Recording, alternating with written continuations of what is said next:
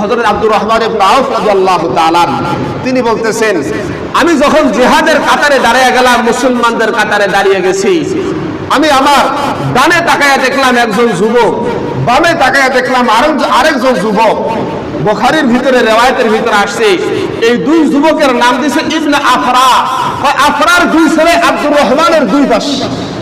আব্দুর রহমান ইবনে আউফ রাদিয়াল্লাহু তাআলা তিনি বললেন, জিহাদের ময়দানে দাঁড়ায়া গেছি, যদি আমার যারা পার্শ্ববর্তী যারা জিহাদ করবে, জিহাদে যারা যোদ্ধা, তারা যদি শক্তিশালী যোদ্ধা হয়, মনের ভিতরে একটা শক্তি আসে, কিন্তু যদি আমার পার্শ্ববর্তী আমার যোদ্ধা সে যদি দুর্বল হয়, আমার ভিতরেও একটা দুর্বলতা কাজ করে। আব্দুর রহমান ইবনে আউফ বলতেছে, জিহাদের প্রথম অবস্থায় আমার ভিতরে একটা দুর্বলতা কাজ করতেছে, আমার দুই পাশে দুইজন যুবক ছেলে মানুষ, তারা কি জিহাদ করবে, কি যুদ্ধ করবে, আমার জায়গাটাকে সংশয় আমাদের মনে হইল। এমন অবস্থার ভিতরে দুইজন যুবক আমার কানে এসে বলতেছে, চাচা,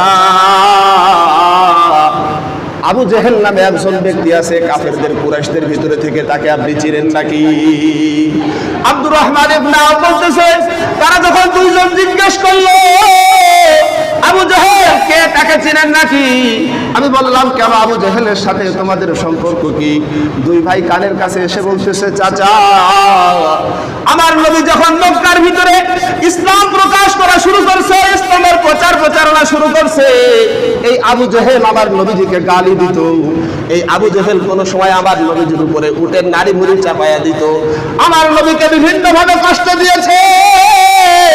আমরা দুই ভাই ওয়াদাবদ্ধ হয়ে গেছি, আবু জেহেলকে দেখা মাত্রই তার উপরে হামলা করব, হয়তো আবু জেহেলকে পৃথিবী থেকে বিদায় করে দিয়ে দিব, না হয় আমরা দুই ভাই শহীদ হয়ে যাব। আব্দুর রহমান ইবনে আউফ বলতেছে, দুইজন ছেলে দুইজন যুবক যখন আমার কাছে কথা বললো, আমার মনোবল শক্তি বাড়ায়া গেল। আব্দুর রহমান ইবনে আউফ বলে, আমি শুধু আঙ্গুল দিয়ে ইশারা করে দেখাইয়া দিলাম, ওই যে উটের উপরে যে মানুষটা চড়ে আছে তার এই নাম আবু জেহেল। আব্দুর রহমান ইবনে আউফ বলতেছে, আমার ইশারা করা মাত্র দেরি, বাজ পাখির মতো দুই ভাই আবু জেহেলের উপরে ঝাঁপাইয়া পড়ছে, দুই ভাই আবু জেহেলের উপরে আক্রমণ করছে। এক পর্যায়ে আবু জেহেল উটের থেকে জমিনের ভিতরে পড়ায়া গেছে। পাশের থেকে আবু জেহেলের ছেলে ইকরামা রাদিয়াল্লাহু তাআলা তখন ইসলাম গ্রহণ করে নাই। মক্কা বিজয়ের দিনে ইকরামা ইবনে আবু জেহেল ইসলাম গ্রহণ করছে। ইকরামা ইবনে আবু জেহেল এসে একটা তরবারি দিয়ে আঘাত করলো, মুআজ রাদিয়াল্লাহু তাআলার একটা হাতের উপরে আঘাত করছে, হাতটা সঙ্গে সঙ্গে কর্তন হয়ে গেল, শুধু চামড়াটা ঝুলে আছে, হাতটা চামড়াটার সাথে ঝুলে আছে। মুআজ রাদিয়াল্লাহু তাআলা বড় ভাই এক হাত কাটিয়ে গেছে, হাতটা ঝুলে আছে, আরেক হাত দিয়ে যুদ্ধ করতেছে। মুআজ রাদিয়াল্লাহু তাআলা একটা হাত ঝুলে আছে, আরেক হাত দিয়ে জিহাদ করতেছে। যুদ্ধ করতে কষ্ট হইতেছে বিধায় নিজের হাতটাকে পা দিয়ে চাপা দিয়ে ধরে হাত দিয়ে টান দিলেন, চামড়াটা হাতের থেকে ছুলে গেল, হাতটা জমিনের ভিতরে পড়ে গেল। মুআজ রাদিয়াল্লাহু তাআলা এক হাত দিয়ে আবু জেহেলকে পৃথিবী থেকে বিদায় করে দিলেন। সুবহানাল্লাহ বলেন। মুআজ আর মুআব্বাস দুই ভাই এত প্রতিশ্রুতিবদ্ধ হয়েছে, আবু জেহেলকে পৃথিবী থেকে বিদায় করে ছাড়ছে। আব্দুল্লাহ ইবনে মাসউদ রাদিয়াল্লাহু তাআলা বলেন, রাসূল সাল্লাল্লাহু আলাইহি ওয়াসাল্লাম জিহাদের এক পর্যায়ে বলতেছে, আবু জেহেলের কি খবর, কে তার অবস্থা দেখে আসে বলতে পারো?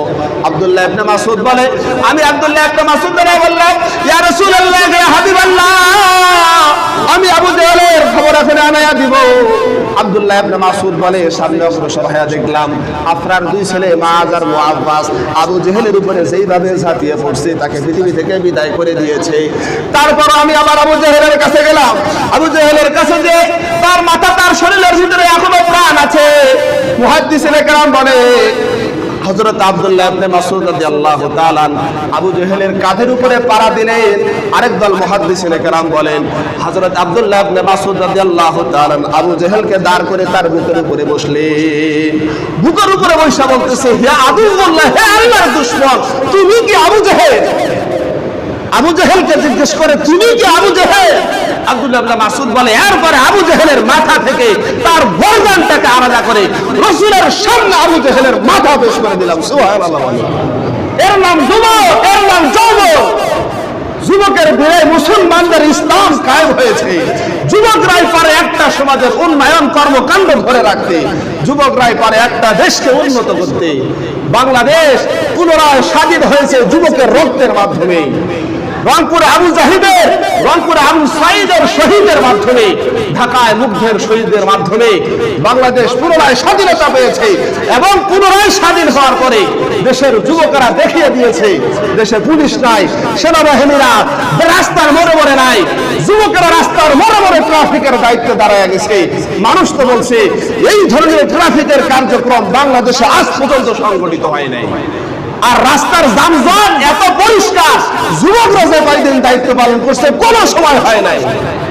যুবকেরা দায়িত্ব নিয়ে রাস্তার মোড়ে মোড়ে, স্কুলের সামনে রাস্তার মোড়গুলো যেরকম পরিষ্কার পরিচ্ছন্ন করছে, আর স্কুলের দেওয়ালগুলো আর রাস্তার বেড়ারগুলো নামায়া আর দেওয়ালগুলোকে রং করে বলছে, উপদেষ্টারা বলতেছে এটা যদি কোনো সরকারের বাজেটে করা হয়তো 100 কোটি থেকে 500 কোটি টাকার বাজেট লাগবে। যুবকেরা সেই কাজ করিয়ে দেখিয়েছে, বাংলাদেশকে উন্নয়ন পরিষ্কার পরিচ্ছন্ন একটা রাষ্ট্র উপহার দিয়েছে। আপনারা জয়মন্ডা বাজারে দেখবেন স্কুলের সামনে দেখতেন কতগুলো ময়লা ডাস্টবিন করে থাকতো, এখন একটা আছে, একটা কোনো বস্তা নাই, একটা কোনো আপনার আরসির বোতল পরে নাই, সব পরিষ্কার পরিচ্ছন্ন হয়ে গেছে। দেয়ালগুলো কত নেতার ছবি আর কত কি সব পরিষ্কার পরিচ্ছন্ন করে দিয়েছে। যুবকেরাই পারে একটা দেশের উন্নয়ন কর্মকাণ্ড ধরে রাখতে, যুবকেরাই পারে একটা সমাজের উন্নয়ন ধরে রাখতে। এজন্য আমার এলাকার যুবকেরা, আমাদের এলাকার ভিতরে যে সমস্ত বিশৃঙ্খলা আছে, শিরক বেদাত আছে, যুবকেরা যদি অগ্রসর হয়, একতাবদ্ধ হয়, আমাদের এলাকার সব বেদাত কুসংস্কার দূর হয়ে যাবে। কি বলেন ঠিক কিনা? যুবকরা যদি বলে হ্যাঁ আমরা প্রতিশ্রুতিবদ্ধ হইলাম, আর কোনো বিয়ে বাড়িতে বক্স আনা যাবে না, আর কোনো বিয়ে বাড়িতে কোনো বেআইনা নাচানো যাবে না, আমরাও নাচবো না, কোনো বেআইনা নাচাতে পারবে না, কালকে থেকে সমাজের ভিতরে আর বক্স উঠবে না। কি বলেন ঠিক কিনা? যুবকরা যদি ওয়াদাবদ্ধ হয়, মাজার পূজায় কোনো মানুষ যাইতে পারবে না, আমরাও যাবো না, কোনো মানুষ মাজারে আর যাওয়ার ক্ষমতা রাখে না। যুবকরা যদি বলে আমরা সমাজে 5 ওয়াক্ত নামাজ পড়ব, যারা মসজিদে যায় না তাদেরকে ডাক দিয়ে নিয়ে যাব, আইন করা হবে যে মসজিদে যাবে না 5 ওয়াক্ত নামাজে যাবে না, যার বাড়ির মহিলা পর্দায় চলবে না, সমাজের কোনো কর্মকাণ্ডে তাকে রাখা হবে না। কি বলেন আইন পাস হবে কি হবে না? বলে যুবকরাই পারে একটা সমাজের পরিবর্তন নিয়ে আসতে। যুবকদের একতাবদ্ধ হওয়া দরকার, শুধু দেশের উন্নয়নের জন্য নয়, ইসলামের জন্য যদি একতাবদ্ধ হয় সব সমস্যা দূর হয়ে যাবে। সমাজ সেই 1415 বছর আগে সাহাবায়ে কেরাম সেই জমানার ভিতরে কারো উট বাড়িতে পড়ে আছে, বকরি বাইরে আছে, সারা রাত আছে, কেউ নেয় না, কেউ যাকাত ফেতরা দেওয়ার জন্য রাস্তায় বাইর হইছে, আরেকজনের বাড়িতে গেছে, কয় আমি যাকাতের যোগ্য না, আরেকজনের বাড়িতে যাও, আরেকজনের বাড়িতে যাও, যাকাত ফেতরা নেনওয়ালা মানুষ থাকবে না। কারো বাড়িতে সদ্গার একটা বকরির মাথা আসছে, পাশের প্রতিবেশীরে দিছে, উনি আরেক প্রতিবেশীরে দিছে, দেখা যাচ্ছে রাতের শেষ হয়ে গেছে, আবার বকরির মাথা তার বাড়িতে ঘুরে আসছে। সবাই বলতেছে আমার দরকার নাই, আমার আগামী দিনের খাবার আছে। এজন্য যুবক ভাই, রাসূল বলে গেছেন 7 তবকার মানুষকে আল্লাহ তাআলা আরশের ছায়া দান করবে, ওই যুবক যার যৌবন কালটাকে আল্লাহর ইবাদতের ভিতরে কাটিয়েছে। এজন্য আসুন যুবকেরা একত্রবদ্ধ হই, মুরব্বীদের অভিজ্ঞতা, বাস্তব অভিজ্ঞতা নিয়ে আমরাই সমাজটাকে পরিবর্তন করতে পারি।